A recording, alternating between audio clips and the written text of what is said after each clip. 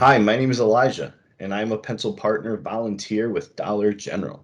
I will be reading today's book, How Rocket Learned to Read by Tad Hills. So let's jump right in. So Rocket loved to play. He loved to chase leaves and chew sticks. He loved to listen to the birds sing. Every fall morning after chasing leaves, Rocket would lie down in his favorite spot under his favorite tree. There he'd sniff the neighborhood smells and settle in for a good nap. But one day a little yellow bird startled Rocket. Aha, my first student. Wonderful, she sang. Rocket was confused. Student, I am not a but if I am your teacher, the bird interrupted, then you must be my student. Rocket found it hard to argue with this bird. I am so glad you saw my sign, the bird chirped. Oh, yes, I can see it, Rocket said, but I don't know how to read. Can't read? Fantastic, she waved a wing. Welcome to my classroom. But I just came here to nap, Rocket said. No, no, there will be no napping in class, declared the bird, except, of course, during nap time. Well, then, I can take a nap over here, said Rocket. I've had a very busy morning. Not to worry, I'll be around every day, chirped the bird until the weather turns. As Rocket breathed in the crisp air, the little yellow bird hung her banner. Ah, the wondrous, mighty, gorgeous alphabet, she marveled, where it all begins. Opening up a book, the bird began to read. She sang out the story of an unlucky dog named Buster who lost his favorite bone.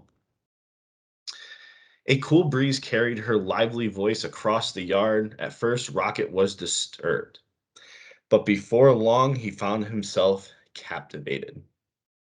To Rocket, the story was as delicious as the earthy smells of fall. It was as exciting as chasing leaves. He closed his eyes and listened to every word. As Buster dug and dug under the lilac bush, the bird read, he felt something familiar. Rocket waited. Was it the bone, he wondered? Silence. Was it the bone? He called to the bird. More silence. Was it the bone? Rocket hollered. Suddenly, he was rushing to the tree. Well, was it?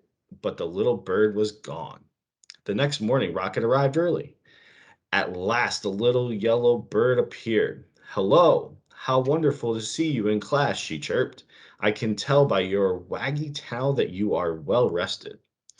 I'd like to hear the end of the story, please, said Rocket. That seems like a fine way to start the day, chirped the bird. She gave Rocket a name tag and began to read. Every day, Rocket returned to the little yellow bird's classroom. In the morning, the bird taught him a new letter until he had learned all of the wondrous, mighty, gorgeous alphabet. Together, they sang out the sounds that each letter makes and spelled the sounds they heard around them. With a G and many R's, they spelled Mr. Barker's growl. Grrr. They spelled the sound of the wind, which was growing colder by the day. Whoosh. Soon they were spelling words like fall for the gusty time of year and red, for the color of the leaves. And each afternoon, the bird read a story. She read stories about dogs and birds. She read about leaves changing colors and about birds flying south for the winter. Then the one day, the weather turned and the letter banner disappeared. See you again in the glorious spring, the bird sang.